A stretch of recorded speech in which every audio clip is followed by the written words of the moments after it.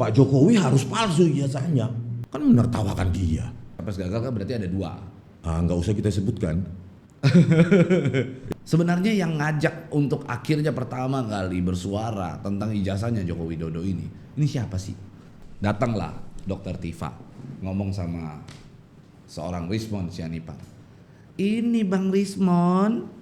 Yang ada adalah propaganda kan, komunikasi, propaganda berulang-ulang sehingga Wih itu keren itu harus biasa aja itu. nanti ya, kalau bagi yang gua IQ 79 nih lo harus harus merendah. Skripsi itu palsu 99,9%. Ijazah itu palsu. Apa yang dia lakukan? Metode apa? wayang. Karena Rismond menjawab BAP itu sebelum tersangka, maka kami dua jadi tersangka.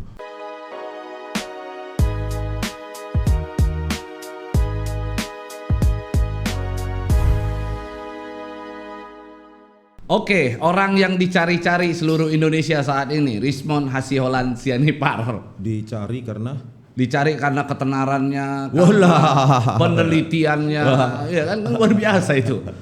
ilmunya ilmu dasar itu. Oh itu ilmu dasar malah. Dasar lah.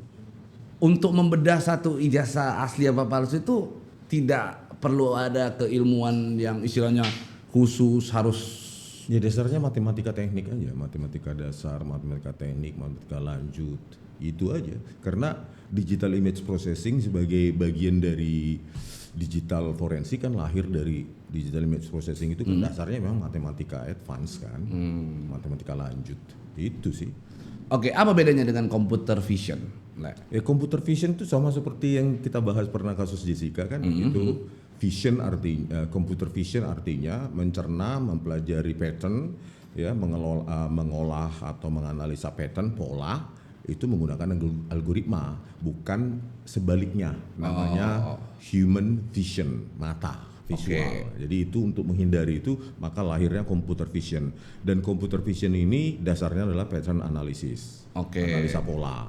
Dan itu sudah ada sejak 1970-an ya, ilmu ini. Oke, berarti computer vision itu adalah cara pandangnya komputer terhadap sesuatu gitu ya. Membedakan cara pandang manusia terhadap sesuatu gitu ya. Mengolah informasi, menganalisis, terus mengambil kesimpulan berdasarkan pola-pola yang ada dalam file digital, khususnya file image maupun video gitu kan. Oke. Dan pada akhirnya kemarin setelah rame-rame, akhirnya membuat buku baru. Namanya Otentikasi Ijazah. Monografi Otentikasi Ijazah Joko Widodo. Ini dia nih. Berapa halaman nih? Hampir 800 lah. Nah ini gue mungkin bisa lah menyelesaikan membaca buku ini sekitar 4 tahun setengah. Karena ini cukup luar biasa buku ini ya. Karena bisa diselesaikan hanya dalam waktu. Sebenarnya itu sudah saya cicil-cicil ya sejak keraguan saya ada. Sejak 15 Desember 2025. Nah di situ diam-diam kan saya mempelajari terus secara progres. Tanpa sepengetahuan Roy Suryo CS. Untuk apa saya kasih tahu? Mereka bukan bos saya, bukan partner dalam penelitian juga. Saya independen gitu. Mulailah di saat itu ada keraguan di dalam diri. Keraguan pada saat 15 Desember saya lihat, saya plototi secara dekat itu. Loh, ternyata ada Embos dan Watermax di situ dengan mata saya. Itu mata saya nggak bisa dilarang untuk menyentuh. Kalau saya ya, kalau klaster lainnya saya nggak tahu. Tapi di klaster kami, klaster 2 nggak ada boleh menyentuh. Tapi melototin gini dekat boleh, gitu. Nah, ketika saya secara human vision, nah itu kan human vision itu, ini ada loh, baik Watermax maupun Embos. Saya coba. Besoknya saya coba dengan algoritma saya kan. Dengan menampilkan objek-objek yang kontrasnya rendah. Artinya apa? Latar dengan objek itu beda warnanya tipis. Nah, karena latarnya itu kan kalau nggak salah kekuning-kuningan ya. Terus embosnya kan juga cuma cekungan. Nah terus Watermax itu tipis ya kan. Nah itu kan secara human vision. Nah saya menggunakan algoritma yang namanya gradient map ya, gradient domain itu saya kombinasikan dengan persamaan reaction division untuk meningkatkan kontras di objek-objek yang kontrasnya rendah. Berarti dilakukan terhadap suatu objek yang diambil tadi, gambar tadi dilakukan berulang gitu. Pengolahan namanya dengan algoritma yang sudah dikenal ya kan. Ada reaction division maupun gradient tone mapping. Gradient domain namanya gitu. Nah, terus saya kawinkan ya kedua algoritma itu, nah muncullah yang saya tampilkan di Rakyat Bersuara kemarin itu yang ada watermarknya. Iya, ada watermarks, ada emboss gitu, terus ada tulisan, ternyata ada tulisan juga Gadgets Adam segala macam kan. Iya. Yang saya sendiri pun nggak tahu itu ada. Iya, karena itu kan menjadi tuduhan dari pihak Roy Suryo CS mengatakan bahwa Le menambahkan watermark Gadgets Adam gitu.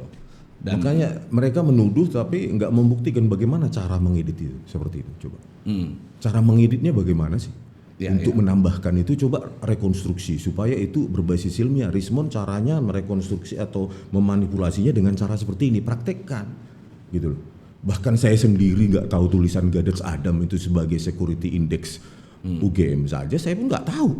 Ya saya taunya, saya kira tulisannya semua Unpas Gajah Mada kan gitu. Iya. Tiba-tiba ada Gadgets Adam, terus saya periksa lagi ada di 4 titik, itu baru setelah diributkan. Oke, berarti Gadgets Adam itu adalah security index-nya untuk UGM untuk memastikan autentikasi sebuah ijazah, begitu? Iya, kalau menurut saya itu teknik klasik yang digunakan mungkin teknologi saat itu oleh UGM. Dan saya periksa juga di ijazah yang lain seangkatan Pak Jokowi kan, Sri Murtiningsi, Herdianto dan lainnya, Fronojiwo, dan ada juga semua. Ada juga dengan metode yang sama kan gitu. Bagaimana saya memanipulasi kalau saya pun nggak tahu ada tulisan Gadgets Adam? Harusnya kan kalau kita memanipulasi harus kita sesuaikan dong. Ada tulisan itu gitu. Saya juga kaget. Kok ada ya itu gitu loh. Dan ternyata ya memang ada di 4. Di situ saya tuliskan sekitar 100 halaman bab 1 tentang uji emboss itu dan watermark itu 100 halaman, dan saya buktikan, saya bandingkan juga dengan ijazah mereka yang seangkatan Pak Jokowi. Jadi artinya ada konsistensi yang struktural antara ijazah Pak Jokowi yang diupload oleh Dian Sandi dengan punya mereka juga yang mereka upload di media sosial mereka juga. Jadi itu membuktikan bahwa tidak ada manipulasi digital dari ijazah Pak Jokowi yang diupload oleh Dian Sandi Utama yang mereka tuduh sampai sekarang bahwa itu adalah 99,9% palsu. Oke, nah ini kan menjadi satu pertanyaan. Apakah itu memang watermark yang ada Gadgets Adamnya itu hanya berlaku untuk ijazah di tahun segitu, tahun 85, atau justru sampai sekarang masih digunakan itu? Itu kan teknik security index klasik ya kan. Mungkin sebelum ada hologram atau lainnya ya kan. Nah, saya bandingkan di 2 tahun 85 Pak Jokowi lulus, 87 juga masih ada. 87 juga masih ada. Posisinya juga posisi letak dan segala macam sama.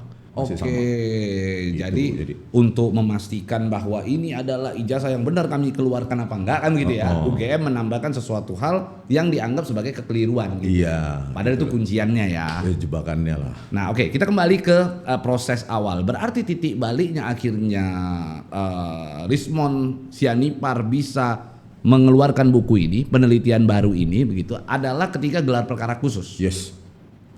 Dan sebagai penulis, saya sudah ratusan buku juga di Amazon kan. Kita kalau sebagai peneliti kan berarti question everything.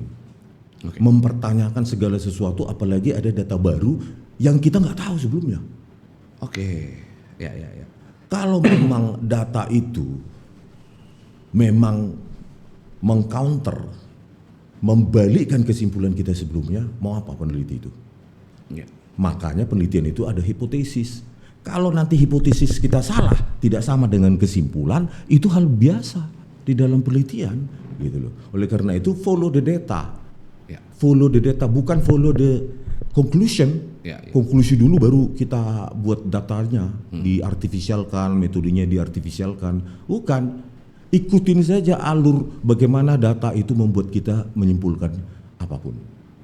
Nah, ketika saya lihat itu, ya tentu saya bergejolak lah sebagai manusia. Kaget. Bukan kaget, kecewa juga. Kecewa lah sebagai peneliti kan manusia juga. Iya. Setelah kita menarik konklusi yang berbeda dengan segala resikonya, tiba-tiba ada data baru ini. Ya kan? Yang mengcounter bahkan membalikkan kesimpulan kita. Kecewa sebagai manusia. Siapa yang bilang nggak kecewa? Ada penyesalan lah itu ya.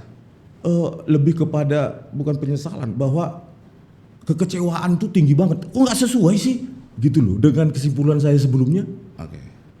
Nah saya analisa terus pencocokan citra wajah itu saya pakai model ArcFace yang sudah pre-train, yang dilatih sebelumnya, tetapi dilatih dengan wajah-wajah Asia. Ya. Wajah-wajah Asia dilatihkan untuk, kalau dalam terminologi machine learning itu mesin pembelajaran atau AI, untuk menekan false positif maupun false negatif. Oke. Artinya apa? False positif maupun false negatif. Dengan model yang besar itu, dengan data latih yang besar, maka kesalahan pencocokan maupun kesalahan ketidakcocokan itu lebih minim itu. Jadi ada matriks kalau machine learning itu false positif, false negatif, true positif, true negatif. Itu harus kita takar juga. Nah, umumnya dengan model yang besar, artificial intelligence yang besar, false positif maupun false negatif itu semakin rendah. Oke. Pada akhirnya kan muncul seseorang juga anak muda gitu ya, yang disebut mereka ini topi merah begitu, yang membantah metode yang lain gunakan gitu ya, yang digunakan oleh seorang Rismond Sianipar dalam mengautentikasi ijazahnya Joko Widodo tersebut gitu. Dimana kata topi merah bahwa dia sudah mencoba sesuai dengan rumus yang Le sampaikan ke publik begitu. Akhirnya setelah dia uji ternyata mendapatkan hasil yang berbeda, justru tidak ada watermark, yang muncul justru hanyalah artefak. Itu yang disampaikan. Gimana? Nah, tetapi dia sudah presumption of guilty ya kan, dengan menuduh bahwa itu pengeditan. Itu nggak baik dalam keilmiahan. Lakukan saja analisa sendiri, tuliskan, sebarkan, gitu aja. Kenapa itu tidak muncul gitu? Tapi kan sudah langsung dituduh, oh ini pengeditan, bawa pakai Corel Draw atau Photoshop gitu kan, terkait dengan Gadat Saddam yang ditertawainya. Dan dia takut untuk membandingkan ijazah yang beredar, Sri Murti Ningsi dan lainnya, bahwa itu ada. Seharusnya, ya, sebenarnya ini nggak perlu saya tanggapi sih, tapi seharusnya itu dilakukan perbandingan itu, sama seperti pencocokan citra wajah. Jangan punyanya Pak Jokowi muda sama Pak Jokowi tua saja, bandingkan dengan yang sudah terautentikasi. Misalnya tokoh-tokoh publik, siapa sih itu? Luhut Binsar Panjaitan misalnya, terus Prabowo Subianto, Anies Baswedan, mereka memberikan foto muda dan foto tua kan, sebagai komparasi.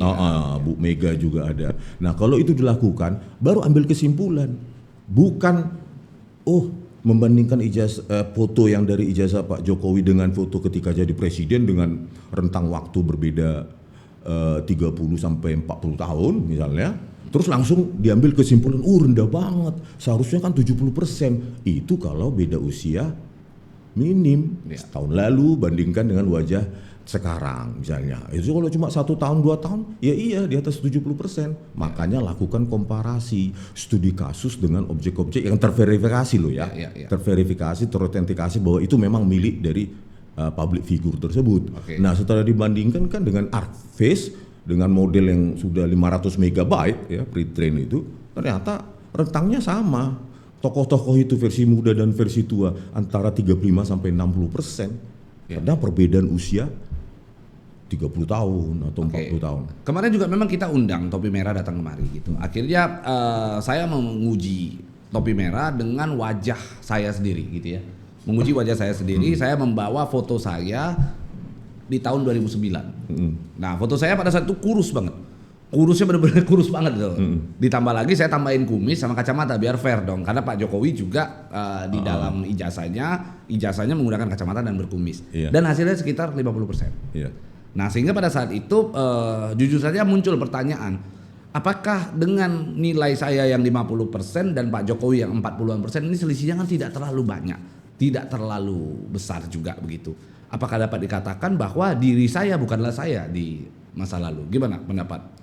Iya, makanya saya bilang kan perlu dilakukan komparasi terhadap itu. Apalagi di foto ijazah Pak Jokowi itu kan ada kumis, ataupun kacamata.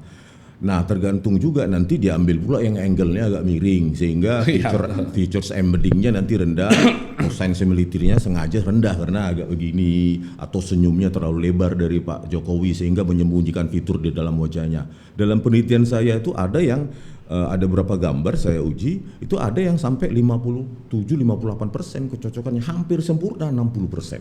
Itu dalam literasi, kalau perbedaan 30 sampai 40 tahun, maka nilai kecocokan realistisnya cosine similarity-nya adalah 35 sampai 60%. Itu banyak literasi menjelaskan itu gitu. Oke, berarti harus dilakukan pengujian ulang kalau ingin memastikan begitu. Ya, itulah bias konfirmasi. Penelitian itu kan bisa dijadikan bias konfirmasi, artinya kita menginginkan itu rendah kecocokan itu. Jadi kita sengaja menginginkan kecocokan itu rendah. Dengan cara apa? Membandingkan yang angle-angle begini, begitu gitu kan. Dia nggak membandingkan banyak dari foto Pak Jokowi yang sudah beredar pada saat jadi presiden itu kan banyak banget. Berarti pengujian yang tidak dilakukan dengan objektif. Ya iya, karena apa? Sengaja memilih sampel. Oke. Sengaja memilih sampel sehingga mungkin cosine similarity-nya hanya 40% misalnya. Tapi sengaja diambil sampel sehingga menghasilkan cosine similarity yang rendah. Iya. Itu kan berarti ada bias confirmation. Dia menginginkan konklusi sesuai dengan keinginannya. Itu masalah itu. Meskipun dengan model ataupun algoritma yang sama. Gitu loh. Ya, dan harusnya kita uji dengan berbagai macam sampel ya. Berbagai macam sampel, misalnya uji dong, misalnya 50 sampel atau 100 sampelnya Pak Jokowi. Berapa rentang terendah, berapa rentang tertinggi. Begitu juga dengan misalnya Pak Prabowo Subianto. Mungkin 10 sampel versi muda dan versi tua. Berapa sih yang layak? Baru dilakukan analisis numeriknya di situ. Oh, ternyata Pak Prabowo Subianto pun kalau menurut penelitian saya di sini itu sekitar 40 sampai 50% aja gitu loh. Oke, dan baru nanti digabungkan diambillah nilai rata-rata. Iya, jangan langsung mengambil kesimpulan ini kok rendah, cuma 40%, berarti bukan orang berbeda. Iya. Apalagi kesimpulan gaya human vision, ya kan? Human vision, justru human vision itu dihindari dengan computer vision, kita menyimpulkan dengan human vision, itulah yang mereka sering repetisi, ya kan? Pertama, pakai kacamata, sekarang nggak pakai kacamata. Dulu belah kanan atau belah tengah, sekarang enggak. Ya itu emak-emak di pasar juga bisa kalau menyimpulkan dengan human vision itu. Dengan teknologi ya kita bisa menyimpulkan jauh lebih akurat, tentu jauh lebih akurat daripada human vision. Human vision itu kan bias. Bias gitu loh. Optical optical bias. Kita menginginkan itu nggak cocok pun bisa kita. Mata kita atur, otak kita mengatur mata kita ini harus nggak cocok. Karena saya tidak suka sama Pak Jokowi, mata saya diperintah oleh otak supaya ini seolah-olah tidak cocok. Gitu. Ya sama halnya kalau kita siang hari kita melihat awan, gitu ya. Ketika kita melihat awan, kita berpersepsi bahwa awan tersebut bentuknya adalah misalnya gajah. Maka semakin kita lihat, semakin mirip. Semakin mirip. Itulah namanya optical bias ya, bias optikal.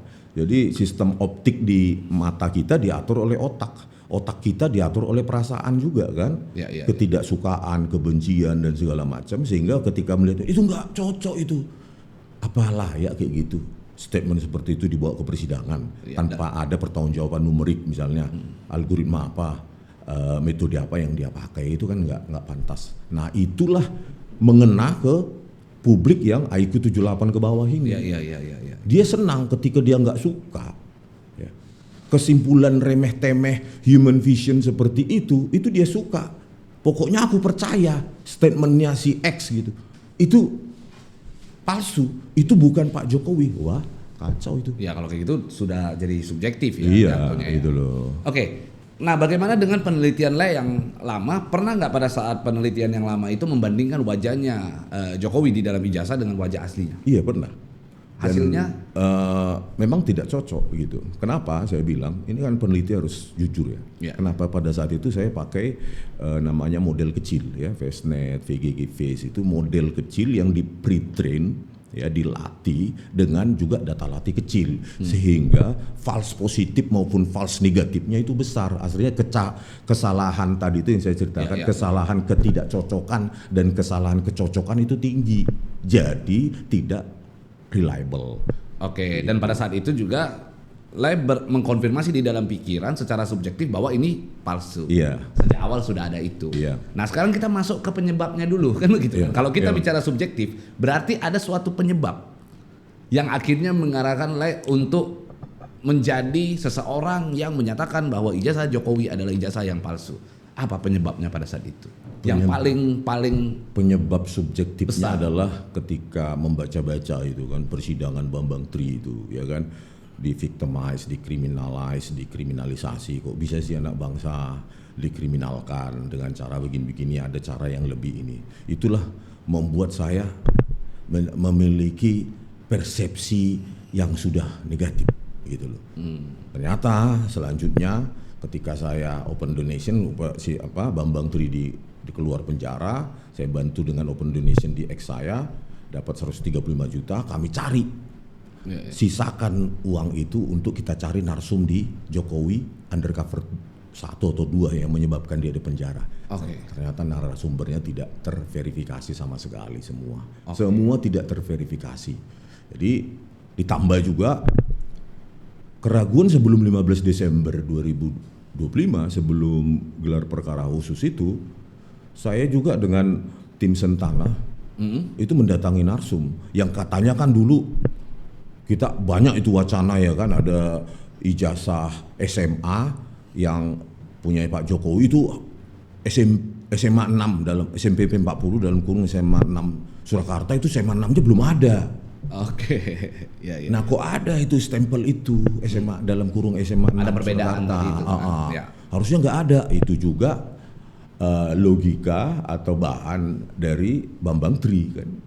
Nah pada saat kami datangi sumbernya di Solo, ternyata terkonfirmasi juga tahun 81 misalnya, ya ada memang SMPP 40 dalam kurung SMA 6 Surakarta itu dari narsumnya sendiri, seorang janda yang suaminya dulu seangkatan dengan Pak Jokowi. Jadi semakin membuat ragu juga dengan kesimpulan saya kan.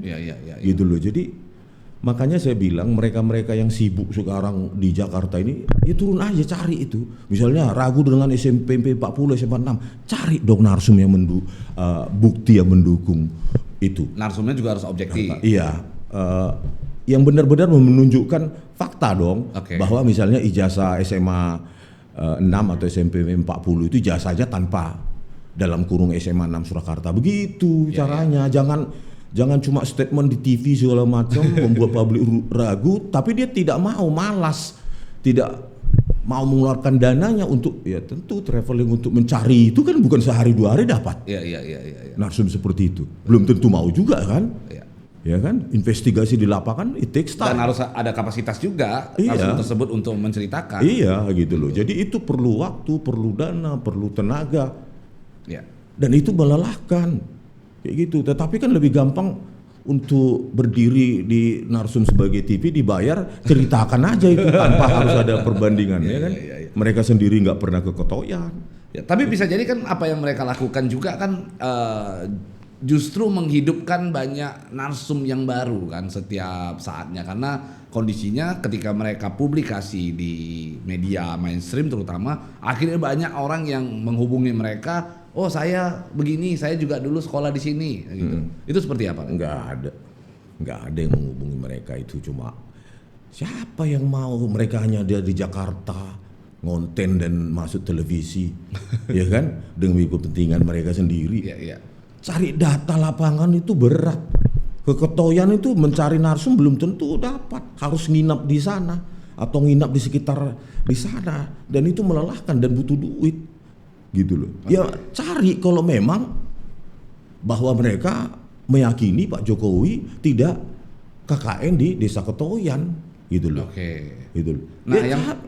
Nah, yang jadi pertanyaan saya ini sebenarnya yang menggelitik ya sebenarnya lah ya. Sebenarnya yang ngajak untuk akhirnya pertama kali bersuara tentang ijazahnya Joko Widodo ini siapa sih? yang memulai dan akhirnya bergabung terbentuklah Rismond, Roy dan Tifa sebelumnya begitu ya. Ini siapa sih awal mulanya? Karena Roy Suryo itu pertama kali pada saat dia membicarakan tentang ijazah Jokowi, dia sempat menunjukkan bahwa Le mengirimkan ke dia terkait dengan informasi bahwa ijazah Jokowi itu Le sempat main ke UGM gitu. Ya, dia nonton YouTube saya paling. Oh gitu. Iya, pada saat setelah saya nonton menguji font digital yang digunakan pada ijazah maupun terutama lembar skripsi yang ditunjukkan oleh Dr. Sigit Sunarta sebagai Dekan Fakultas Teknik Fakultas Kehutanan UGM sekitar 2022 gitu kan. Dan terus saya membahasnya sejak November 2024. Terus saya nggak puas, terus saya ke perpustakaan Fakultas Kehutanan UGM gitu loh. Dan semua orang tahu, bukan hanya Roy Suryo kan. Semua orang nonton YouTube semua itu gitu loh. Yang menghubungin duluan siapa? Roy Suryo menghubungin Rismond Sianipar apa Rismond Sianipar yang menghubungin terakhir dan satu-satunya pertemuan sebelum 15 April 2025 di UGM kan saya cuma sekali aja ketemu dengan Roy Suryo di diskursus saat itu, dan kita membahas secara argumentatif walaupun itu diametral berseberangan itu tentang kasus Jessica Wong, kalau nggak salah Agustus atau September 2024 di diskursus. Ya cuma itu, setelah itu ya bertemu di 15 April 2025 gitu loh. Ya cuma itu dapatnya. Tidak ada membicarakan ijazah Jokowi begitu sebelumnya. Gak pernah itu hubungan kayak gitu tuh, gak pernah. Akhirnya memulai ya, itu pertemuan itu yang diinisiasi oleh Bang Egy Sujana kan, dan DHL. Nah baru muncul di situ oleh tim TPUA saya dan Pak Roy diundang, ya muncullah di situ. Nah disitulah mungkin ada bibit-bibit chemistry, kok kita sama ya gitu. Meskipun benih-benih cinta muncul ya. Meskipun secara penelitian nggak ada kolaborasi sama sekali, zero ya. Jadi tapi buku itu kan berbarengan buatnya. Itu kompilasi, bukan kolaborasi. Beda dong ya. Kompilasi seperti lagu sejumlah pengarang ditaruh di situ ya kan, dalam satu CD dulu waktu kita itu kan nggak ada hubungan antar lagu satu dengan lagu dua. Sama seperti di buku JWP itu kan kompilasi. Artinya Pak Roy Suryo 49 halaman, berikutnya saya 486 halaman, berikutnya Bu Tifa ya 164 halaman. Jadi itu kompilasi. Itulah yang mau saya jelaskan nanti di persidangan kan, bahwa itu kompilasi, bukan kolaborasi. Artinya apa? Pertanggungjawaban masing-masing. Ini itu kompilasi yang menjadi komplikasi ya saat ini. Jadi menariknya adalah ketika akhirnya terpisah dari kubu Roy Suryo CS gitu ya. Di sana muncul akhirnya perdebatan, ini siapa yang lebih banyak membuat buku itu. Itu menarik sebenarnya, menjadi penasaran, menjadi hal yang membuat kita penasaran begitu. Sebenarnya siapa sih yang paling banyak membuat buku itu, dan teori apa yang dituangkan di dalam buku itu? Saya membaca bagian tulisan Roy Suryo di 49 halaman itu pun saya bingung. Berdasarkan ilmu matematika dan ilmu digital image processing yang saya lakukan, yang saya alami, saya tempuh sejak S1 di Teknik Elektro UGM, itu nggak ada yang kayak gitu itu. Bahwa subjektivitas, tidak ada perbandingan numerik, nilai-nilai numerik, bagaimana dia membuat itu kan nggak ada. Nah kalau saya ya murni bisa direkonstruksi orang lain juga, diuji juga. Buktinya kemarin di Rakyat Bersuara aja langsung ada yang mengujinya. Iya. Coba orang yang sama menguji dulu 49 halaman tulisan Roy Suryo gitu. Jadi jangan bias konfirmasi. Jadi kan kelihatan banget mengkritik yang ini disembunyikan kan, mereka begitu.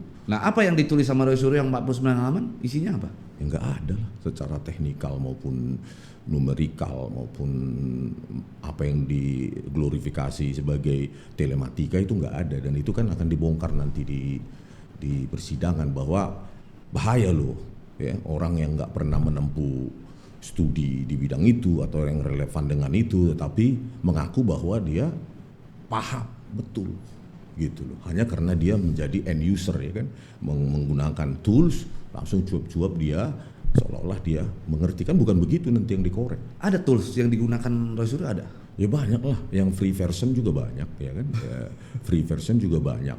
Kalau saya kan saya menulis program Python sendiri, ya kan di buku itu bisa dilihat bahwa apa yang dilakukan bagi orang yang paham pemrograman ya paham.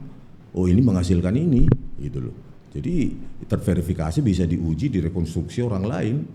Jadi gitu aja. Jadi kalau nanti ini pun nanti kita sebar ke universitas, maka dia kan siap dibedah. Iya. Oleh dosen, mahasiswa atau apa gitu. Siap ya, berarti kalau ini untuk diuji siapapun siap dengan ya, harus siap dong, makanya mau kita sebarkan 1000 buku ke perpustakaan, itulah pertanggungjawaban kita. Nah beda dengan yang maaf ya yang sosial segala macam, persepsi itu menjadi penting, ya kan, persepsi itu menjadi penting. Kalau ini enggak, anti persepsi nih. Ya karena matematik ya. Iya matematik gitu loh. Jadi siapapun yang menguji menjadi bagian dari objek kajiannya itu bagus banget dalam arti ya kalaupun ada salah, outdated dan segala macam kaji. Makanya saya bilang peneliti boleh salah. Iya. Gitu kan. Tetapi harus siap juga dikoreksi oleh orang lain kan. Iya. Tanpa harus kita melabel langsung yang seperti yang tadi kita ceritakan ini diedit Photoshop segala macam. Itu kan pantang banget. Betul. Pantang gitu loh. Anda telurkan tulisan, telurkan buku atau seminarkan, jangan langsung menuduh jump into conclusion mengedit. Bahaya sebenarnya. Saya terpancing ingin melaporkan tapi udahlah saya pikir-pikir lagi. Nanti jadi panggung pengacaranya ya kan. Jadi ramai ya gitu ya. Ramai lagi. Karena memang iya kalau penguji ketika menyadari adanya kesalahan lalu tidak dilakukan revisi dan membiarkan, maka menurut saya itu adalah kejahatan. Tetapi ketika peneliti menemui kesalahan akhirnya dilakukan revisi, maka itu menjadi suatu pahala kan gitu. Wah itu bisa jadi quotes, itu keren. Baru duduk sama peneliti bentar aja langsung ada quotes ya, beda dia. Tapi kayaknya ya, tapi belum saya baca-baca, jangankan di dunia non fiksi atau sains begini, di dunia fiksi pun seorang novelis ataupun pengarang cerita bisa kan mengkoreksi tulisannya atau novelnya. Oh, boleh. Itu fiksi gitu loh. Kenapa enggak dengan non fiksi? Jangankan dalam hal keilmuan seperti ini, kita di dalam dunia hukum saja ketika kita mengajukan gugatan sudah masuk di dalam pengadilan, kita masih diberikan kesempatan untuk melakukan revisi. Nah, dan itu wajar. Ya kalau tidak ada perbaikan, bagaimana menemukan penyempurnaan? Nah, kan gitu. Iya. Tapi yang menarik kan adalah saat ini menjadi drama kan. Jadi hal-hal yang mungkin sebagian orang menganggap ini adalah ilmiah, tapi ada sebagian orang yang menganggap bahwa ini adalah menjadi drama panggung atau mungkin drama Cina, gitu ya. Korea. Akhirnya dituduh juga seakan-akan kenapa akhirnya berbalik gitu ya, mendukung Pak Jokowi dan menyatakan ijazah Pak Jokowi ini adalah asli begitu ya. Dianggap karena adanya kekhawatiran atas kasus Yamaguchi begitu. Itu seperti apa menanggapinya? Makanya saya bilang lawannya ilmiah dengan ilmiah. Tadi contohnya kasusnya ya tentang pencocokan citra wajah. Kalau lu bias confirmation artinya menginginkan kesimpulan pencocokan yang rendah, maka terjadilah itu. Ya. Lawan itu dengan mereka sendiri. Kemarin kan ada yang datang ke sini. Lawan nggak dengan berbagai sampel, dengan fotonya Pak Prabowo misalnya. Ada 3 itu di dunia media sosial yang versi muda bahkan tentara. Ya, betul. Lawan aja dengan situ. Baru nanti kita perang tanding misalnya ya tanpa lari kemana-mana kita seminarkan bersama, kenapa enggak sih? Oh malah bagus ya. Iya sebenarnya bagus. ya. Sebenarnya kalau kita bicara apalagi ini udah urusannya masuk ke dalam konteks hukum. Sebenarnya di sini kan melihat itikat baik ya. Melihat itikat baik. Sebenarnya kalau untuk membuktikan ini asli apa enggak, kalau itikat baik sebenarnya tadi buat acara bersama, buat event begitu ya, melakukan pengujian bersama, dua belah pihak datang, hadir, undang juga para peneliti yang sama mungkin yang memiliki kemampuan di bidang yang sama untuk menguji secara bersama. Tapi mungkin itu udah terlambat juga ya. Karena sudah P21 juga. Iya, ya. maksud saya tersisa nanti ahlinya dia dengan ahlinya pihak Pak Jokowi kan. Ya kan? Dan saya yakin 49 halaman itu tidak memberikan perlawanan yang simetris atau seimbang. Kenapa? Keyakinannya kenapa? Ya kan saya baca tulisannya Pak Roy. Nggak ada basis matematika sama sekali. Contoh-contoh isi materi 49 halaman itu apa? Ya cerita tentang lahirnya apa film lah, terus pokoknya banyak yang banyak kita temukan di artikel online di internet kan. Pak Sunan Halaman udah lepas saya, tapi udah cerita tentang apalah yang lain-lain gitu loh. Maksudnya yang tersisa cuma Ella. Oke. Ella itu pun dia tidak menggambarkan atau menjelaskan software apa yang dia gunakan, bagaimana dia preprocessingnya, terus bagaimana kesimpulan numeriknya. Kan harus kesimpulan numerik baru diambil kesimpulan subjektif kan begitu. Sains dan engineering itu. Analisa data, dapat output numerik, baru dari numerik itu kita subjektifkan. Ya. Gitu, tapi harus ada pertanggungjawaban numerik. Nah di situ nggak ada, makanya saya bilang di persidangan nanti asimetris lah. Artinya itu akan kayaknya persidangan juga akan simple dan cepat, bukan seperti yang mereka duga. Ya karena tidak ada unsur matematik yang dituangkan di dalam persidangan ini kan begitu. Berarti nanti ketika persidangan juga pasti diwajibkan hadir.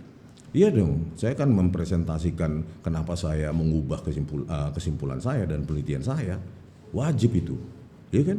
Berarti siap ya, artinya monografi autentikasi ijazah Joko Widodo tersebut akan dipaparkan juga atau dijabarkan juga di dalam pengadilan nantinya ya? Saya kira itu harus ya. Ya. Terutama bila hakim memberikan waktu yang cukup kan, kadang-kadang kan hakim mau mengejar banyak saksi gitu kan, cukup. Misalnya harus 2 yang diperiksa atau 3 kan, kalau pengalaman waktu kasus Jessica kan begitu kan, cukup. Jangan sampai malam 1 saksi ya, tergantung Pak Hakimnya aja. Nanti kalau hakimnya memberikan saya waktu seluas-luasnya, ya semakin detail saya ceritakan itu. Ya, dan kelengkapannya bisa dibaca nanti di sini begitu ya, di autentikasi ijazahnya Joko Widodo. Ini nanti bisa didapatkannya di mana, Le?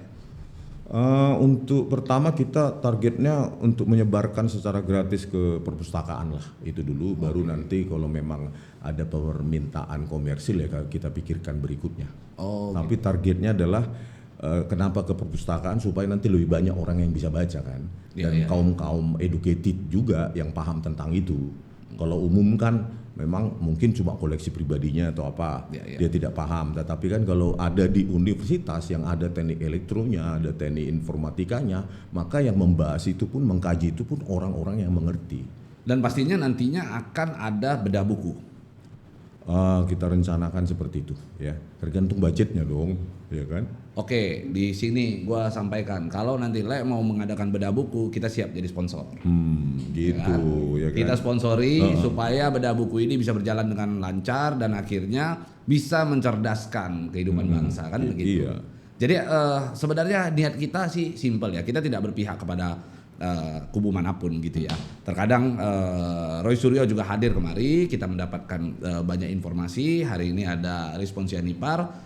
Kita sebenarnya melakukan konfirmasi dan kita melakukan komparasi. Kita mencari sebenarnya kebenaran untuk mengedukasi semua orang. Aja buat apanya sendiri, bedah bukunya sendiri kan, tulisan Roy Suryo atau apa. Mungkin belum telat ya.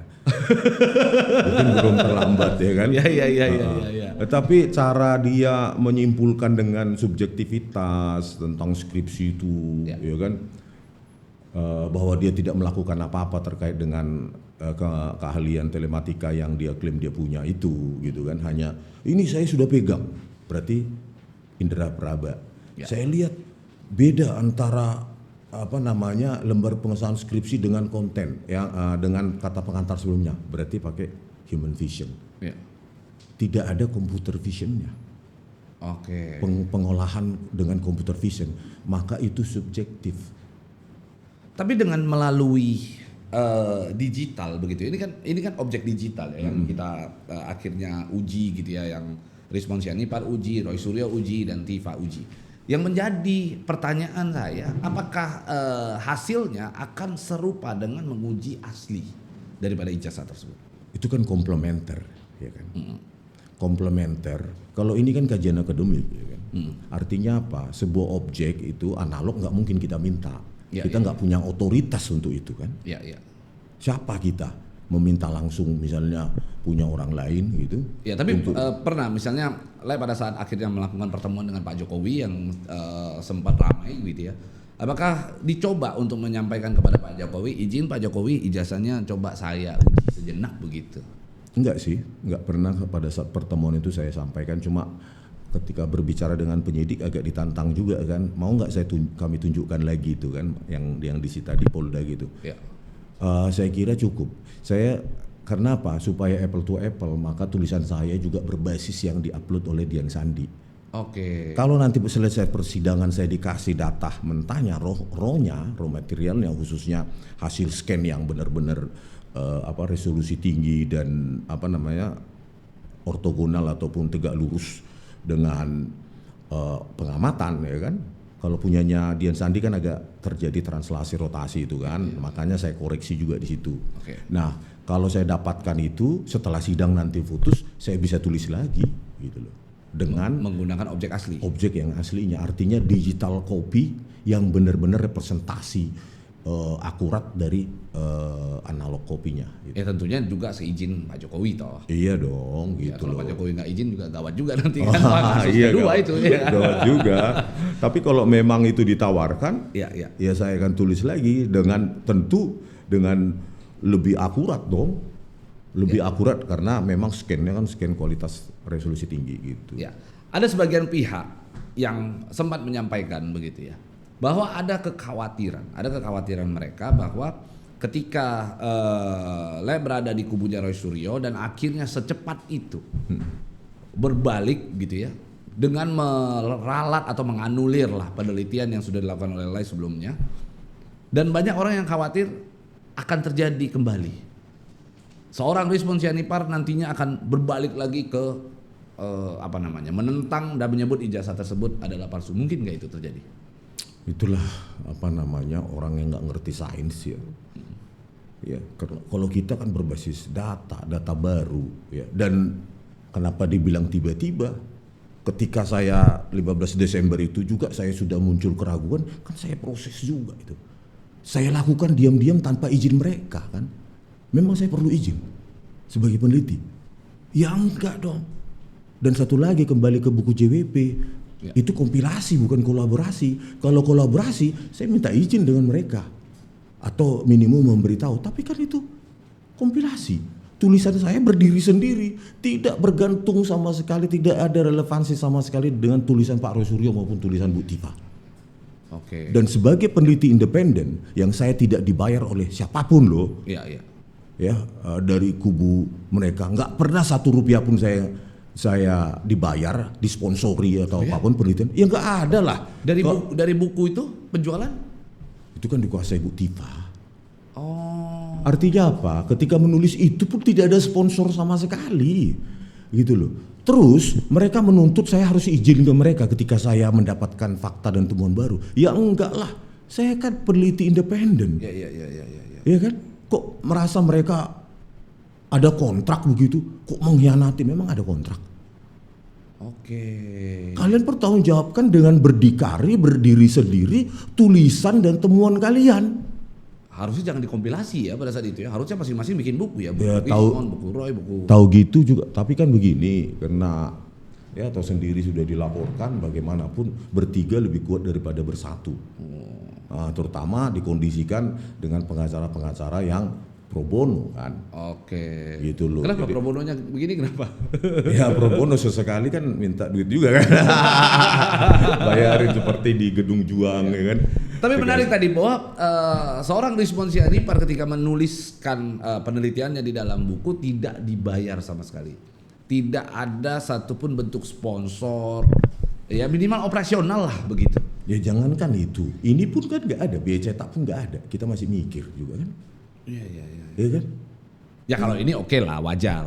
Tapi yang kemarin itu nggak ada juga. Nggak ada biaya dari istilahnya cukongnya, bohirnya lah. Nggak ada semua. Kalau ada mungkin saya agak berat ya kalau menyatakan bahwa kesimpulan saya sebelumnya salah, karena kan mungkin dengan menerima donasi itu adalah ikatan batin segala macam ya kan. Iya. Bisa ngamuk nanti bohirnya. Iya, bohirnya minta memang nggak ada bohir lah, nggak ada bohir. Tapi lain sempat menyampaikan bahwa itu ada bohir.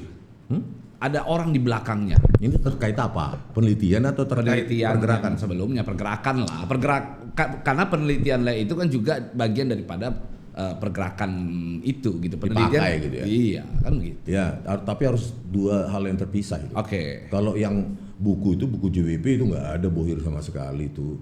Semua penelitian itu saya biayai sendiri. Oke. Jadi Tapi pergerakannya ada. kalau pergerakan saya duga ada sih, ya kan. Nah, biar karena kenapa saya menggunakan kata duga supaya tidak ada implikasi hukum, ya kan? Ya. Diduga ya karena makan di situ mahal kok nggak ada permintaan untuk bayar masing-masing ya. Oh. Siapa yang bayar ini? Puluhan kali konvers di situ. Sponsor kali dari rumah makannya. Ah, bisa jadi. Kan itu berarti kan bohir juga kalau dapat sponsor rumah makan. Ya kan? Iya. Itu loh, berkali-kali lah saya mati di Menteng, di Tebet juga begitu kan. Iya. Ya bisa jadi mereka berkelit, mungkin mereka yang mendanai kan, bisa jadi. Tapi saya menduga ada. Bagaimana dengan hasil penjualan buku? Tentang yang Buku JWP? ya itulah kontrak tidak resminya kan dengan Bu Tifa bahwa nanti ditangani tim terbuka, diterbitkan penerbit pihak ketiga, ternyata ahlinya itu milik dia juga. Bendahara juga pihak ketiga yang kita tunjuk bersama bertiga gitu. Ya. Itu kan semua dilanggar sama dia meskipun kontrak tertulisnya sangat disayangkan ya, nggak ada saya pegang. Tapi ketika bertemu di Kuningan City sebelum itu dipublish, ya itulah maksudnya kita kan pejuang ini, pejuang kebenaran. Saya yakin uang itu orang-orang jujur ini kan gitu kan. Itu presumption saya. Ternyata berjalannya waktu semua itu dilanggar, ya dia yang menangani itu semua. Tapi bisa nggak akhirnya kita sambungkan dengan tadi bahwa bohir di dalam pergerakan tersebut adalah sebenarnya hasil daripada penjualan buku. Uang dari penjualan buku lah dijadikan dana pergerakan. Jadi kalau makan, nongkrong di restoran, berdiskusi, uang dari situ yang digunakan. Sampai detik ini saya nggak tahu berapa yang tercetak maupun terjual kan. Walaupun kontribusi tulisan saya paling banyak 60-70%. Jadi bisa jadi itu, bisa jadi enggak gitu. Karena saya nggak tahu sampai detik ini berapa terjual dan berapa yang tercetak. Masa nggak tahu kan tulisannya? Itulah kebodohan saya, bodoh saya menganggap bahwa pejuang, ya kan, nggak mungkin lah uang receh-receh begitu dimakan, ya kan. Jadi kontrak-kontrak tidak resmi aja ngomong-ngomong gitu di kafe di Kuningan City Mall, udahlah selesai gitu kan. Yang 3 item tadi dikelola terbuka, timnya bendaranya juga harus terbuka, terus percetakannya, penerbitnya juga harus pihak ketiga. Ternyata itu kan semua dilanggar. Jadi mau gimana? Apalagi wanita ini yang mengelola ini jago playing victim, coy. Iya. Tapi pernah diminta nggak? Mungkin Leng nggak pernah menanyakan kali. Kan pejuang kebenaran. Dari titik dasarnya kan sudah sama-sama titik temu kita adalah mencari kebenaran. Presumption saya, ya pejuang kebenaran transparan dong. Gitu loh, transparan, dikelola terbuka. Ini timnya kita nggak tahu saya sampai sekarang. Bendaharanya yang namanya Astuti juga sampai sekarang saya nggak paham dan nggak kenal siapa dia. Nggak tahu sama sekali. Iya gitu loh. Oleh karena itu, waduh give up nih. Itu uang receh aja bisa tidak transparan. Makanya saya bilang kalau dia cuap-cuap atau berteriak-teriak tentang kebenaran itu sebenarnya saya miris. Harusnya buktikan dulu dengan hal-hal kecil bahwa Anda terbuka, transparan, khusus anggaran kecil-kecil gitulah, nggak kayak puluhan atau ratusan miliar gitu. Harusnya kan dikelola dengan kesepakatan yang walaupun tidak resmi seperti itu. Iya. Jadi ada istilah setia terhadap perkara-perkara kecil, maka kita akan setia terhadap perkara. Iya gitu loh. Ya. Bagaimana kalau dikasih jabatan menteri? Ya kan? Memang ada rencana mereka mau menjabat menteri? Apalagi yang mereka cari? Apalagi? Lah, berarti deal-dealannya dengan siapa kalau kita katakan bahwa mereka ingin mengacu kepada jabatan menteri, artinya jabatan politis lah ya. Berarti mereka melakukan pergerakan ini dikendalikan oleh orang-orang besar juga. Setahun saya di sana kan, saya lihat itu kan orang-orang dari capres yang gagal kemarin kan, 2024 itu. Saya nggak perlu menyebutkan nanti LP lagi ya kan. Iya. Jadi ya tahulah kumpulan orang-orang itu. Yang capres gagal kemarin itu kan? Capres gagal kan berarti ada 2. Nggak usah kita sebutkan.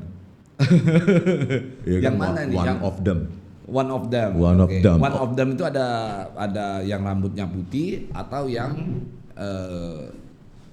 abah-abah. Nah, nggak usah kita sebutkan nanti LP. Kesalahan Soalnya kecil. dia udah pusing kena LP.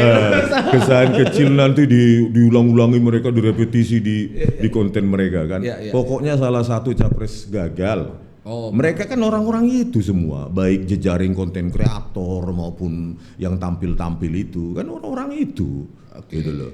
Nah, sempat bertemu juga kan dengan AS. sering lah. Oh, oke. Ngapain aja kalau ketemu? Ya. Ngapain aja kalau ketemu? Ya mengatur strategi dan segala macam, hantam terus, jangan kendor, bla bla bla bla bla. Kalian nggak mungkin tersangka juga ya kan. Setelah itu dijanjikan ini akan deponering, tentu kan. Iya, iya. Dan jangan Rosiro besok bukan deponering yang dapat, malah penahanan ya kan. Artinya kan berarti dia berjanji tidak memegang ucapannya. Oke. Artinya penyusunan strategi tersebut dimulai dari AS. Bisa jadi gitu loh. Dan kita juga di belakang AS kita juga nggak tahu kan. Ini kan layer demi layer dong kalau sudah politik itu. Ya, ya. Ya kan, pion-pion ini jangan sampai tahu siapa yang di belakangnya. Oke. Saya kan cuma pion. Bisa jadi juga Roy Suryo dan Bu Tifa pion juga bisa jadi ya. Saya kan nggak kenal dia 24 jam. Oke. Saya kan ketemunya pada saat konvers saja. Gitu. Oke, berarti nyambungnya adalah kalau kita kaitkan dengan AS, maka capresnya adalah ya iya kan gitu kan cara ngukurnya kan, dia kejebak juga dia kan. Tapi dugaan saya, kesimpulan saya Ya. ini terkait dengan kontestasi 2029 nanti atau sebelum kan. Oke. Ya, kita bisa lihat profil masing-masing mereka itu yang mendukung yang kemarin itu kan. Ya, ya, ya, ya. Bukan ada wajah-wajah baru, itu kan kebanyakan walaupun di terdaftar ataupun tidak terdaftar di tim pemenangan mereka kan. Iya, iya, Gitu. iya. Tapi ada juga yang sebagian yang mengatakan bahwa AS itu karena sakit hati. Karena sebelumnya ditawari untuk jadi wapres dan akhirnya nggak jadi gitu ya. Akhirnya begini keadaannya. Apapun alasannya saya nggak mau bagian dari itu.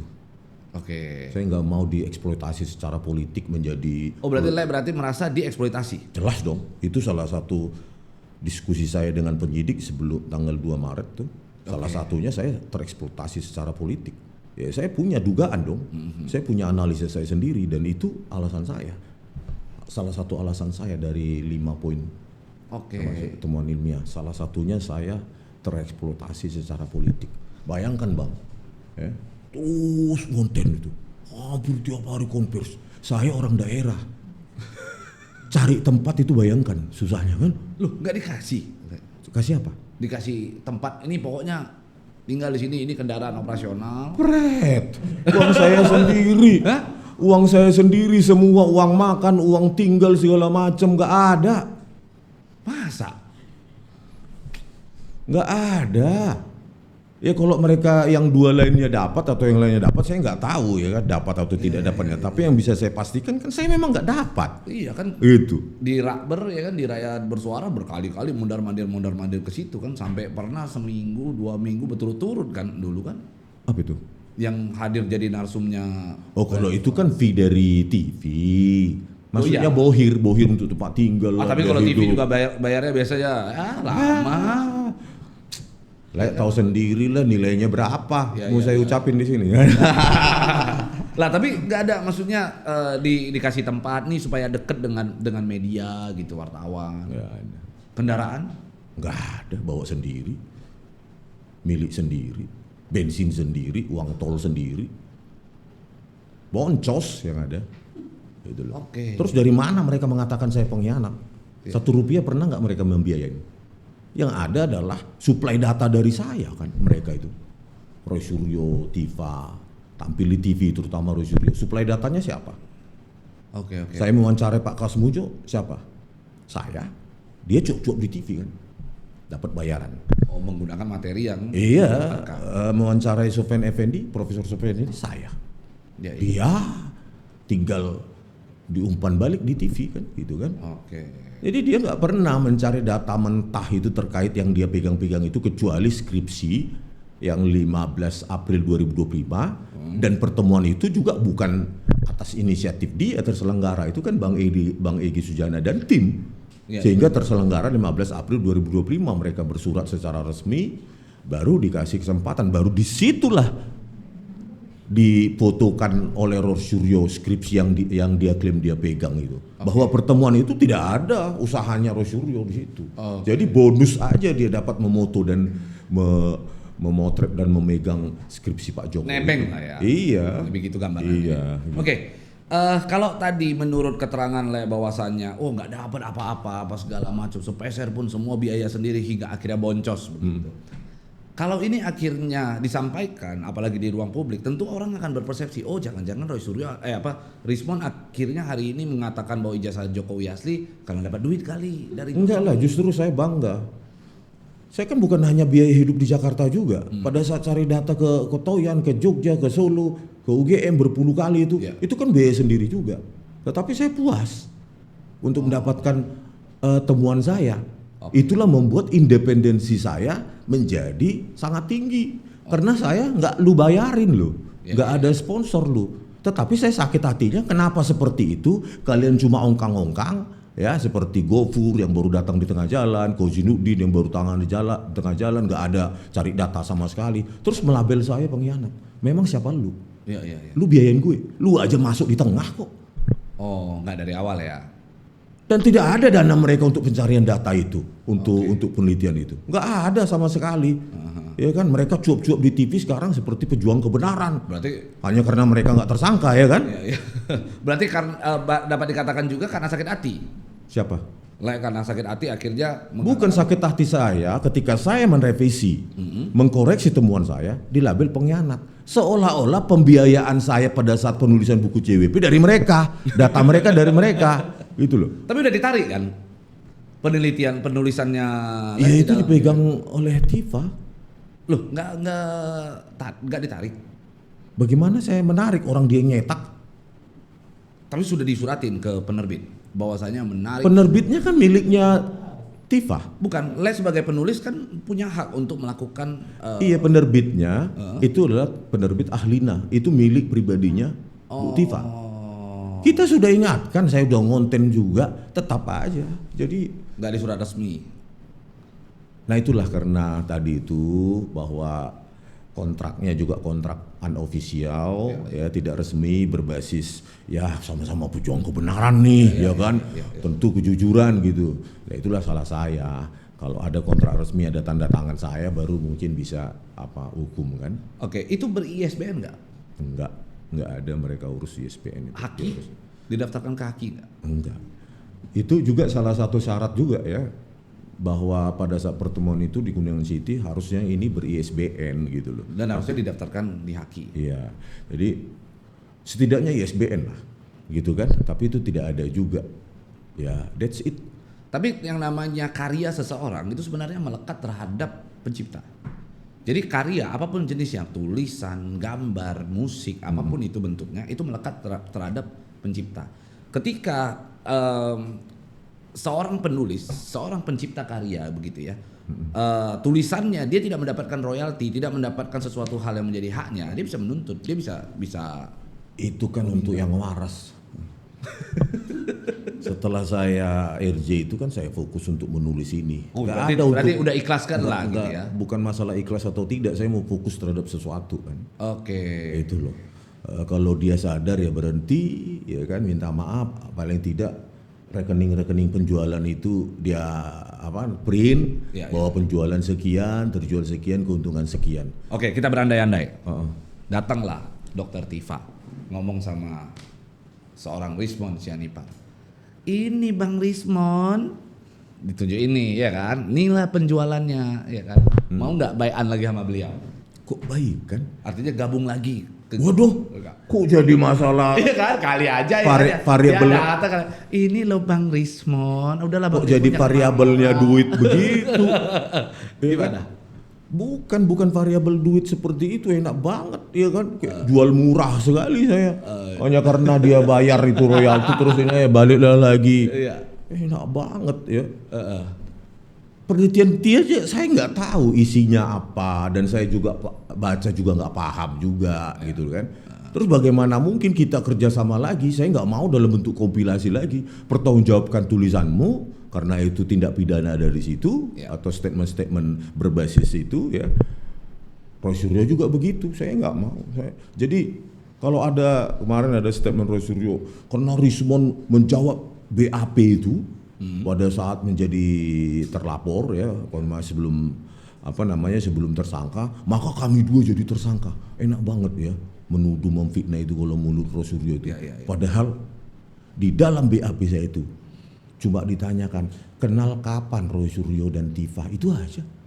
Ya 15 April itu 2025, nggak ada kaitannya dengan pekerjaan Roy Suryo dalam meneliti. Karena apa? Saya bilang itu kompilasi. Begitu juga ditanyakan juga tentang tulisan Bu Tifa. Ya itu kompilasi, saya nggak tahu, saya nggak mau tahu juga. Yang saya pertanggungjawabkan adalah tulisan saya yang 486 halaman itu. Bagaimana mungkin kesimpulan Roy Suryo saya menjawab BAP membuat dia jadi tersangka? Kan gila itu. Iya. Logika apa itu? Oke, jadi artinya pertanggungjawaban itu murni terhadap masing-masing. Masing-masing dong. Makanya berkasnya di split masing-masing. Di split. Jadi berkas itu masing-masing, berkas tindak pidana saya, tindak pidana dia, ya tindak pidana Bu Tifa, nggak ada kaitannya sama sekali. Apalagi menuduh BAP saya karena saya bahas jawab semua itu terminologi dengan penuh terminologi ilmiah yang saya pelajari.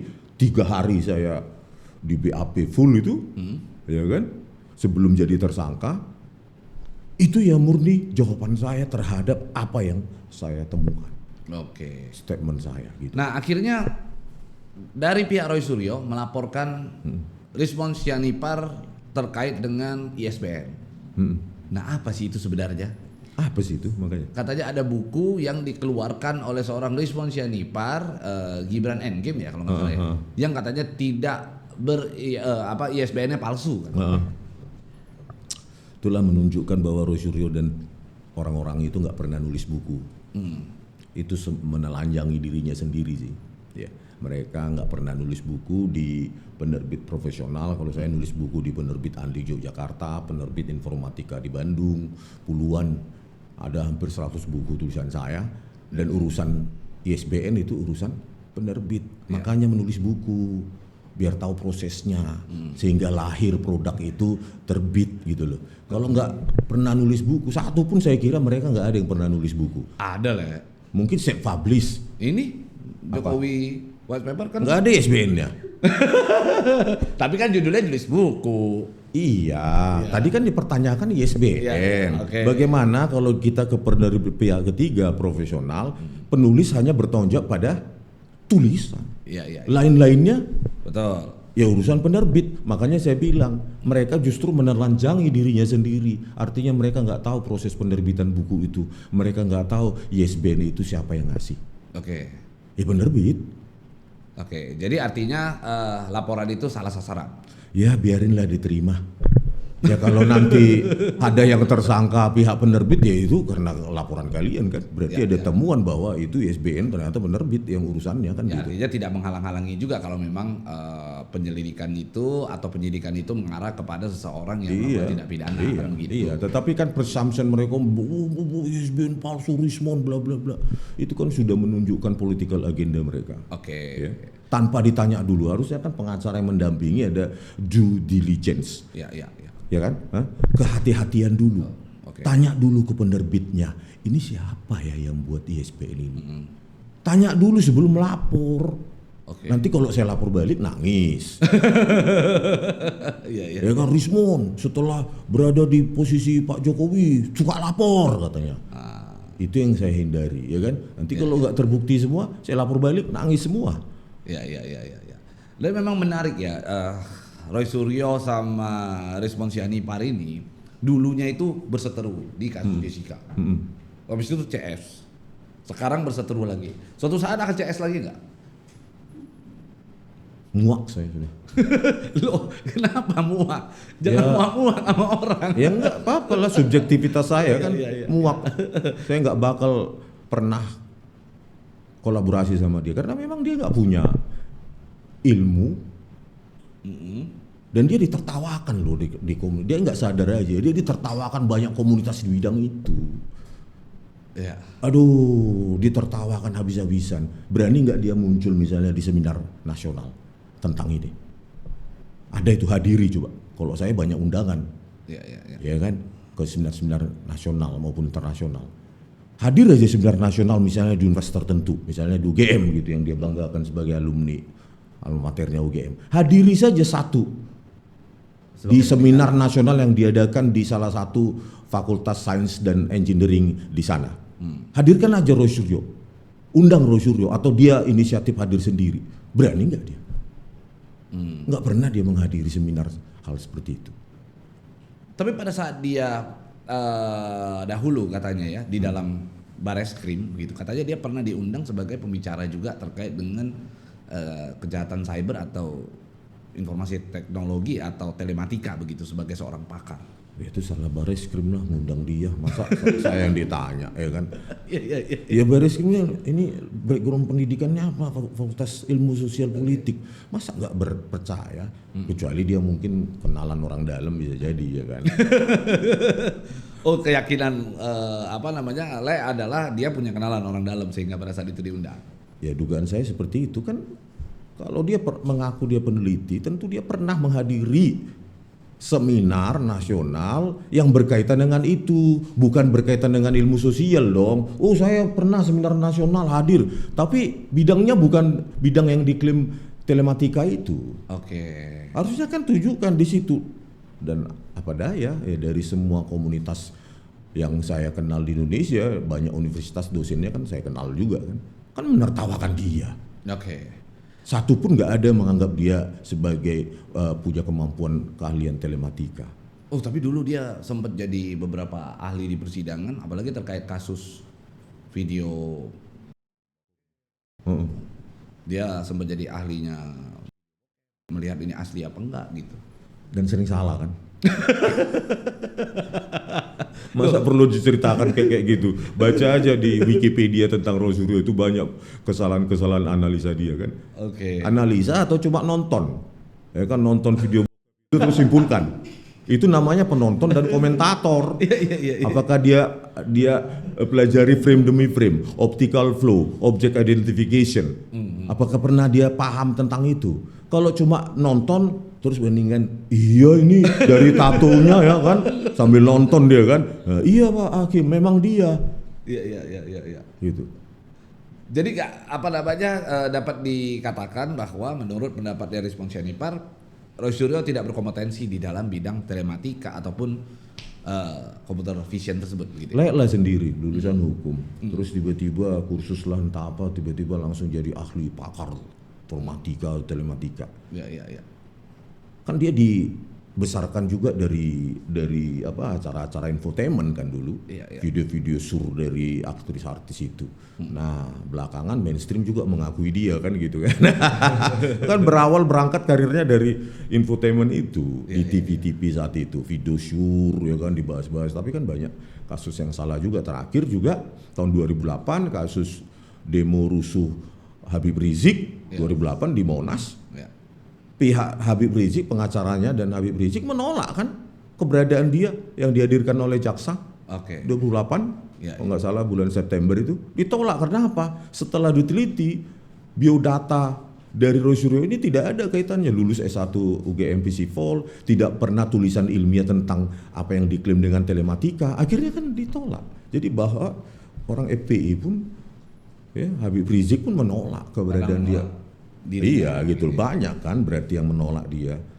Oke, berarti harusnya apa sih yang dilakukan oleh Roy Suryo ketika pada saat lab berbalik gitu ya? Artinya memutar arah, akhirnya menyatakan bahwa Jokowi ijazahnya asli, dari yang dulu menyebut bahwa ijazah Jokowi palsu akhirnya menjadi asli. Harusnya pada saat itu yang dilakukan oleh Roy Suryo apa? Ya counter lah, demonstrasikan ke media itu. dengan tools ataupun programming kalau dia mampu. Tapi kan sejak awal penelitiannya Roy Suryo di dalam buku JWP tadi, kata Le sendiri, tulisannya dia juga tidak ada kan, istilahnya tidak ada yang berbau dengan keilmiahan gitu. Iya, pengarang fiksi lebih cenderung itu sih saya lihat. Makanya setelah saya keluar pun maupun sebelum saya keluar dia tidak pernah kan mendemonstrasikan bagaimana dia menyimpulkan bahwa ijazah ataupun skripsi itu palsu. Memang pernah. Coba dia diterangkan secara detil. Ya. Terangkan dengan keahlian, dengan terminologi yang hanya diketahui oleh orang yang menguasai ilmu itu. Oke. Yang ada adalah propaganda kan, komunikasi propaganda berulang-ulang sehingga kaum 78 dan di bawahnya ini IQ 78 dan lebih rendah akhirnya percaya kan. Apalagi cara membawakannya dengan wayang ya kan, dengan lelucon kaos dan segala macam itu masuk gitu ke kaum 78 dan itu banyak gitu loh. Ketika di counter itu dia lebih memilih apa yang membuat mereka nyaman. Itulah kaum 78. Ya bukannya sebaiknya ketika Le akhirnya berada membuat autentikasi ijazahnya Joko Widodo yang menyatakan bahwa ini asli, bukannya harusnya dia akhirnya mengikuti langkahnya seorang Rismon Sianipar? Karena kondisinya sejak awal patokannya mereka juga terhadap penelitian yang Le lakukan.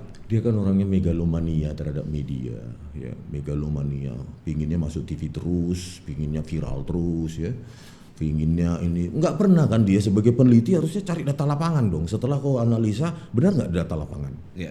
Dia nggak pernah lakukan itu, nggak pernah sekalipun dia keluar duit untuk mencari data lapangan. Dia cari duit dari TV ke TV kok. Gitu. Okay. Makanya saya bilang megalomanianya dia ini memang sudah sangat kecanduan. Megalomanianya dia ingin bahwa sayalah public attention, the center of public attention setiap hari. Oke. Tapi pendukungnya banyak ya? 78 Indonesia banyak nggak? Tapi kan kita tidak bisa menjudge secara langsung mengatakan bahwa seluruh pendukungnya juga 78 toh. Menurut saya itu 78. Karena apa? Dugaan saya. Kenapa? Mereka nggak butuh penjelasan ilmiah dari Roy Suryo dan itu percaya loh. Bukan gini loh. Atau gini, saya tantang Roy Suryo menjelaskan secara ilmiah detail 49 halaman atau analisa telematika dia ditampilkan di TV Ya. di sini gitu loh. Tantang aja gitu. Kalau di TV kan mungkin time frame-nya kurang ya kan. Nah, tampilkan seperti kita kasus Jessica yang dulu. Ya kan, tampilkan bagaimana dia mendemonstrasikan keahliannya untuk menyatakan bahwa skripsi itu palsu 99,9%. Ijazah itu palsu. Apa yang dia lakukan? Metode apa? Wayang? Ya itulah makanya saya bilang itu kan nggak numerik, dan bahwa bukti numerik itu numerik loh wayang itu lah. Karena membuat wayang itu harus diukur secara matematik. Kalau enggak presisi. Oh gitu ya. Iya. Makanya saya bilang nggak butuh orang-orang 78 itu dengan penjelasan ilmiah Roy Suryo. Yang dia butuhkan adalah apa yang ingin mereka dengarkan dari Roy Suryo. Oke, tapi coba aku pengen berkata jujur ya. Sebenarnya memang rakyat kita ini, masyarakat kita ini rata-rata ketika menonton perdebatan yang dilakukan oleh Rismon Sianipar, Roy Suryo dan kawan-kawan begitu. Memang orang-orang kecenderungannya suka dengan ucapan-ucapan yang disampaikan oleh Roy Suryo. Kenapa? Karena lebih global, umum dan gampang diterima di dalam akal. Sementara kalau yang disampaikan oleh seorang Rismon Sianipar, matematik, ya itulah translasi, rotasi, itu adalah kata-kata yang mungkin bisa dikatakan sebagai blind spotnya masyarakat gitu. Sehingga masyarakat bingung, apa ini Rismon ngomong apa ini? Tapi kan pertanggungjawaban saya kan pertanggungjawaban ilmiah, bukan untuk memenangkan publik kan. Bisa nggak coba misalnya untuk kita kan pertanggungjawaban kepada publik adalah kembali lagi untuk mencerdaskan masyarakat gitu ya. Coba mungkin nanti suatu saat gitu ya, buat satu kata-kata menjelaskan apa sih itu misalnya translasi, apa sih itu rotasi, terus seperti apa prakteknya untuk menjelaskan kepada publik agar mungkin publik lebih paham, lebih mengerti. Karena publik itu, masyarakat kita terutama seneng dengan drama yang mungkin lagi ribut, berdebat, marah-marah, seneng banget. Nah sementara begitu Le kasih yang begini, wah orang masyarakat rata-rata, aduh pusing. Gua aja nih ya, orang yang mungkin IQ-nya 79 lah dia. Gua aja ngelihat yang setebal ini, udah pusing sendiri nih, coba lihat. Tapi kan bisa jadi juga begini, mereka yang membuat Roy Suryo menyenangi komentar maupun apanya adalah memang yang pada saat itu voter dari salah satu capres gagal itu juga kan. Biasanya yang gagal ini jauh lebih komit menonton maupun berkomentar gitu loh. Jadi apapun sajian ilmiah kita akan mental kok gitu. Karena apa? Mereka sudah punya bias, political bias gitu. Pak Jokowi harus palsu biasanya. Gitu loh. Supaya apa? Ini itu 2029. Bisa jadi juga mereka yang menonton pun sudah punya political bias, punya agendanya dia sendiri. Kita harus dukung konten-konten, kita harus dukung narsum-narsum seperti Roy Suryo ini supaya kita bisa survive di 2029 karena mereka menginginkan capres yang gagal itu menang 2029. Jadi apapun yang kita lakukan tetap mental kalau sudah politik itu. Karena dasarnya adalah kebencian. Iya. Ya mungkin nggak kebencian, ketidaksukaan juga. Ya, anggap aja lah ya Artinya dasar kebencian terhadap seorang Joko Widodo tersebut, apapun yang dilakukan oleh Joko Widodo tetap salah, apapun yang dilakukan oleh lawan atau oposisinya Joko Widodo adalah benar, begitu ya kurang lebih. Iya. Ya. Kita kan nggak tahu siapa yang menonton ini profilnya. Bisa jadi dia juga yang menonton atau subscriber atau penonton dari capres gagal itu juga. Ya, kalau kita bedah nanti takutnya kita dengan cara web mining nanti agak crack dikit malah saya kena 3235 mereka laporkan lagi ya kan kalau saya analisa data science. Oh ternyata yang menonton channel mereka adalah yang menonton ini juga, yang menonton itu juga. Oh itu bagus itu lah. Iya bagus, cuma kan nanti mereka akan cari kelemahan. Itu dari mana datanya? Itu web tracking segala macam. ITE 3235 gitu. Oh enggak, itu aman itu itu bisa itu boleh karena memang data analisa terhadap sosial media itu banyak disediakan juga kan secara publik kan. Iya banyak. Mungkin nanti suatu saat bisa kita bedah, nanti mungkin kita buat buku secara bersama-sama agenda 2029 itu apa sih sebenarnya akan dilakukan oleh sejumlah oposan kan begitu. Itu boleh loh, itu bagus loh. Iya, jadi kalau itu kita bedah dengan data science maka terbukalah siapa-siapa mereka itu, baik penontonnya, subscriber, konten kreator. Nah sekarang yang tampil di TV itu gitu loh. Jadi apapun yang lakukan atau aku lakukan untuk menjelaskan itu membumi mungkin mental. Kalau sudah itu udah ketidaksukaan politik kan gitu. Saya melihat juga sih, jadi sebagian orang yang kalau membela Pak Jokowi itu selalu disebut termul. Jadi mentalitasnya orang tersebut langsung jatuh duluan. Belum apa-apa dia baru ngomong disebut termul, bukan. Udah keganggu duluan mentalnya kan begitu. Dan biasanya yang pihak yang kalah ini jauh lebih komit loh. Siapapun itu, yang minoritas itu jauh lebih komit, lebih solid. Yang gagal tuh biasanya untuk memenangkan pertandingan berikutnya itu jauh lebih komit dan solid. Ya, karena yang menang sibuk cari proyek kan. Dapat proyek banyak nanti ya, hope-nya mereka padahal tapi yang teri ini kan nggak dapat juga kan, yang dapat kan yang tampil sekarang ini. Gitu. Ya. Oke, jadi kita yang terakhir adalah buku ini berisi berapa halaman totalnya, Rek? Total 797 ya. 797. Iya. Ini kalau satu hari baca satu halaman berarti 702 tahun selesainya. Enggak kok, itu cuma penjelasan numeriknya aja. Oke. Untuk mendapatkan kesimpulan kan kita jelaskan numeriknya. Interpretasi dari nilai-nilai numerik itu juga perlu dijelaskan kan. Apa artinya numerik itu gitu loh. Ya. Dan ini sebenarnya siap juga untuk bisa dipraktekkan ya. Reconstructible, repeatable. Oke. Ya, jadi makanya saya bilang supaya itu lebih abadi, ya kan, lebih abadi, makanya prioritas pertama itu di perpustakaan. Karena dibahas oleh orang-orang yang punya kemampuan relevan. Jauh dari ini orang-orang politik gitu loh. Jadi yang membahas itu janganlah pula orang-orang politik. Nanti pembahasannya macam-macam, tapi yang membahas orang-orang teknik. Itu loh, orang-orang IT atau ilmu komputer atau orang-orang elektro gitu. Berarti kalau nanti suatu saat saya undang lagi untuk kita uji di sini menggunakan layar, kita demonstrasikan. Jessica dulu. Bisa ya? Bisa. Bisa ya, nanti kita uji sekali lagi kan begitu. Kali aja dari ilmu yang mungkin nanti kita dapat dari buku tersebut, kita bisa membuat satu software atau aplikasi begitu untuk pengujian dari gabungan para metode, bukan para metode apa namanya, metode-metode ini kan begitu kan. Wah itu bagus loh sebenarnya ya. Bisa nggak, kemungkinan nggak itu?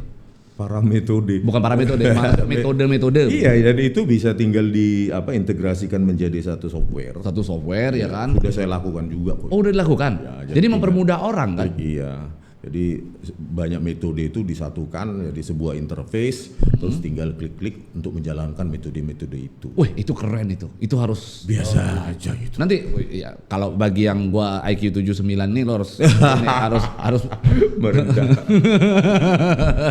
Oke, terima kasih Le udah hadir di Unlock. Mungkin ini adalah podcast pertama ya setelah dari kehilangannya Rizmon Sianipar di Memang publik. harus senyap saya. Gitu ya? Nulis itu harus senyap, nggak memantau media sosial dan lain-lain itu apa. Bagi saya garbage. Saya tetap berpendirian keilmian saya. Apapun narasi yang mereka sebarkan itu nggak ngaruh bagi saya. Toh juga saya nggak bakal jadi pejabat publik, politik juga nggak minat juga. Oke. Ya kan? Mungkin di detik-detik terakhir ada nggak yang mau disampaikan kepada Roy Suryo? Ya bertobat lah. Sebelum terlambat. Iya. Ya kan? Atau cari ahli yang menopangmu di pengadilan, dan itu berat. Kasus Jessica Wongso, satu pun ahli IT nggak mau loh, nggak ada yang mau. Iya. Bisa mereka mendukung, mengirimkan email ratusan ribuan, ketika ditantang maju ke pengadilan nggak ada yang mau. Dengan segala resikonya, jadi mencari ahli untuk menopang dia itu sulit. Paling amicus curiae. Amicus curiae. Iya, amicus curiae dari sejumlah ahli. Mungkin pendapat-pendapat ahli yang mungkin mereka ambil dibuatkan jurnal untuk diberikan, mungkin bisa kali ya. Lakukan aja itu, mudah-mudahan dengar hakim ya kan. Tapi apapun itu backup lah dirimu, bekali dirimu dengan argumentasi ilmiah, karena Anda sudah menonjolkan diri sebagai peneliti. Tentu hakim pun akan rindu mendengarkan analisa ilmiahmu kan, bukan dengan wayang maupun apa. Iya. Ada rencana ini buku mau dikasih ke Roy Suryo? Ada sih rencana, tapi kayaknya terlambat juga ya. Kalau kasih aja kan boleh dia baca-baca lah. Iya. Ya kan? Kalau kasih gratis ya rugi saya. Itu kan satu kali cetak itu kemarin 400.000 cetak terbatas. Terus kalau saya kasih gratis berarti saya ngeluarkan duit 400.000 ya kan? Ya, jadi mau dijual lah Pak Roy Suryo? Bukan. Saya prioritas pertama adalah ke perpustakaan. Supaya dibahas oleh komunitas ilmiah. Itu jauh lebih berharga bagi saya daripada ugal-ugalan di media sosial. Iya. Tapi masa nggak ada niat untuk dikasih ke Roy Suryo? Ini loh Mas Roy untuk dibaca. Pada saat menjenguk gitu. Membesuk gitu. Kan kita belum tahu bagaimana nanti ujungnya. Ini Iya, main kejat saja. Enggak, maksudnya pada saat membesuk.